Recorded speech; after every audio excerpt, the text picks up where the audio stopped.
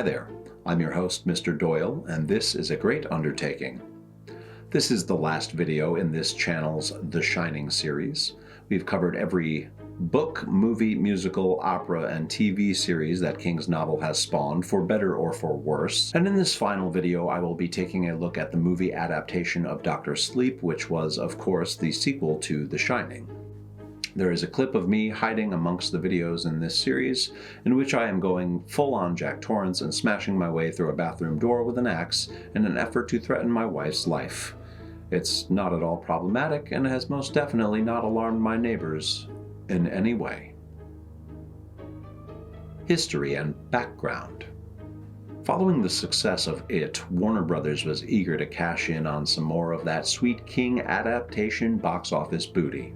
Written and directed by Mike Flanagan, who also directed the movie adaptation for Gerald's Game, the film adaptation of Dr. Sleep was released in 2019. Flanagan did not only set out to tell the story of Dan Torrance and Dr. Sleep, he also stated that he intended to reconcile the differences between King's novel and Kubrick's film version of The Shining. No small task. When asked why he wanted to direct Dr. Sleep, Flanagan stated, quote, "It touches on themes that are the most attractive to me, which are childhood trauma leading into adulthood addiction, the breakdown of a family, and the after effects decades later." Unquote. Those themes are attractive to you? Okay.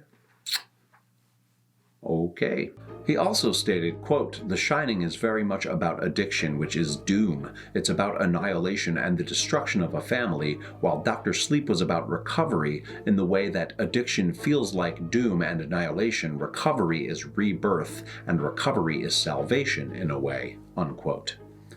Although the film didn't do nearly as well in theaters as It, Dr. Sleep made over $70 million at the box office and has done very well on streaming services. Is it by the book or the movie? Is it by the book and the movie? The film does an incredible job of capturing moments from the book and portraying them as King wrote them. Having read Dr. Sleep for the second time right before watching the movie, I have to say that while it's not one of the most accurate adaptations of a King novel ever, it is one of the most entertaining. As is always the case with King adaptations, there is some rearranging and character consolidation used in order to tell the story in a way that works for this medium, and the occasional expected changes that stray from the source material. We do lose some of the book's major characters, like Abra's great-grandmother Conchetta.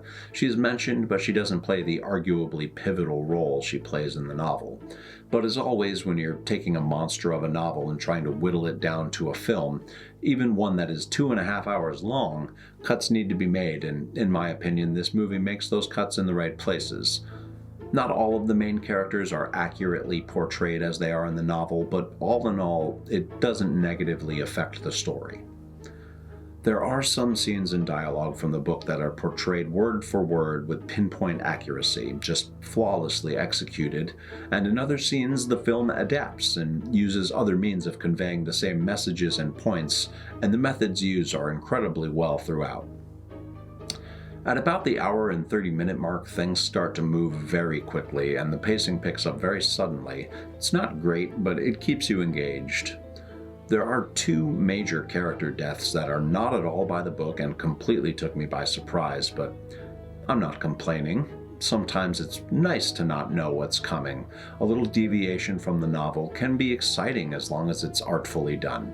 However, I found it unbelievable when Abra doesn't react to these deaths, like one in particular, like at all. She should be devastated, but she's just kind of like meh about it. Honestly, the way this movie manages to tie the source material of Dr. Sleep with moments from The Shining, both the novel and the Kubrick film, is nothing short of awesome. Flanagan managed to put all three of these worlds together into one coherent film while doing justice and paying homage to each of them. So while there are moments not at all from Dr. Sleep, they may tie in with the Kubrick film, which just adds a layer of depth that I had not anticipated going into this movie. It was artfully and masterfully done, in my humble opinion.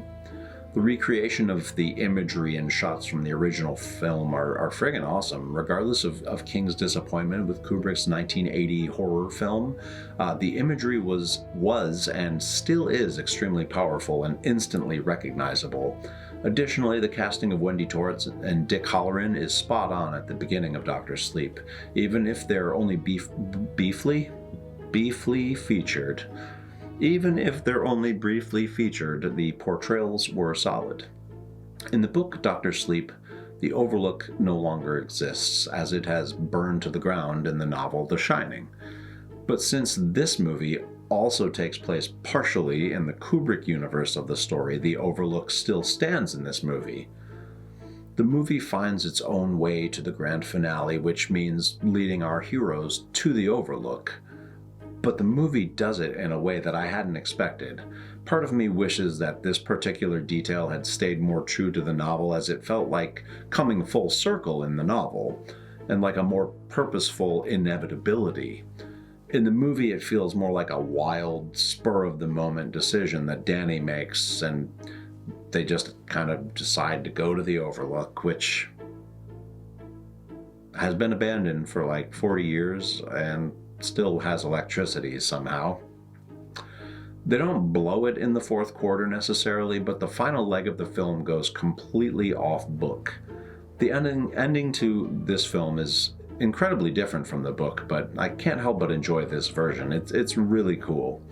And if I'm being honest, I kind of like the movie ending more than that of the book. It shocks me to say that, but what a finale. The chickens have come home to roost, and the chickens are pissed. And then, lo and behold, the movie brings it all around, and Flanagan manages to bring it all back to the novel version of The Shining. It's brilliant. This movie does not get the credit it deserves. It's a goddamn masterpiece, honestly. It has a few flaws, but overall, when all is said and done, my mind is blown. Bravo. Soundtrack and score. The movie begins with a snippet of the original movie soundtrack from The Shining, which is pretty rad, and it builds on those sounds and vibes throughout the film. The Newton brothers, who had worked with Flanagan on other films, crafted a perfect score for this film. Brooding, swelling ebbs of sound and devilishly sedated string arrangements give way to shrieking, arpeggiated squalls and wails.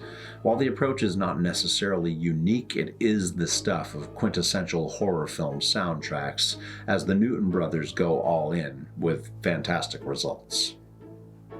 Cast and acting. Rebecca Ferguson's portrayal of Rose the Hat is superb. This was the first film I had seen her in, and she was really great in the role. Look for her in the upcoming Dune remake. Ewan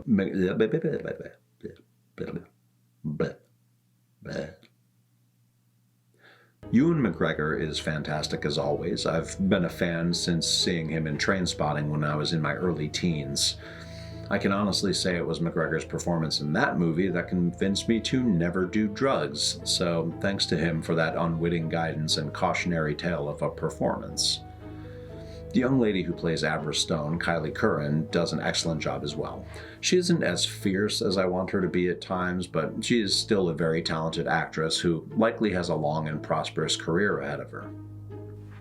Finally, we have to take a moment to talk about Azzy the cat. Look at this adorable little floof ball. I want to take a moment to admire this freaking cat's face. Look at it. Look at that adorable fur-faced little sweetheart. Tell me that isn't the cutest fucking cat you've ever seen. Special effects and cinematography. The camera work is excellent, and the overall quality of the film is really impressive, especially during the astral projection or mind swap scenes. It's pretty captivating. There is a scene at just about the 30-minute mark that is genuinely upsetting, and that's not the only time. This movie reenacts moments of the book so well that even though I knew or assumed that they were coming, they still hurt to see and were deeply troubling. Just wow. I was so disturbed by the baseball boy scene that I wept. The portrayal was so effective and desperate and terrible. The kid that played Bradley Trevor, Jacob Tremblay, deserves an award for that performance. It broke my freaking soul. Final thoughts. It wasn't until I reread The Shining and Dr. Sleep back to back, and then watched the Kubrick film, and then watched the film adaptation of Dr. Sleep for a second time, that I truly appreciated all the nuance and attention to detail that Flanagan brought into this film. I'm genuinely impressed with the way this movie came together. Of all the recent King adaptations, I'd have to say this is my favorite one, and possibly my all-time favorite.